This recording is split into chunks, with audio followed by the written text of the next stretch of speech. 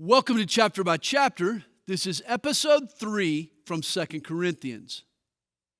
In the first century church, it was common for traveling ministers to carry with them letters of recommendation.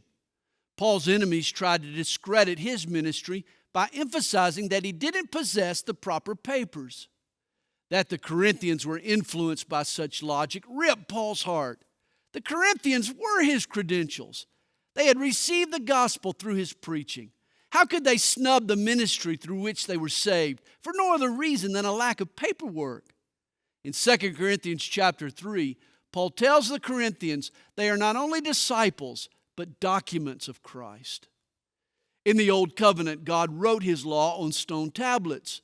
The law was the essence of God's intentions and desires for man. It contained a list of directions to get man to God. But when you write something down, you run the risk of losing it, misinterpreting it, or misunderstanding it.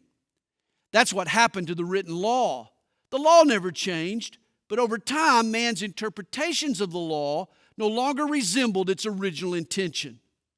When God established a new covenant, he took no chances. This time, he wrote his desires not on stone tablets, but in the heart of man. Rather than giving man directions he might botch, God planted a homing device in his heart.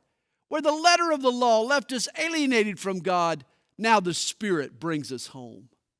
Through the Holy Spirit, we can gaze at the glory of God and be transformed into the image of Christ. There is power in that look. If you're enjoying chapter by chapter, we hope you'll make a comment below. Thanks for listening.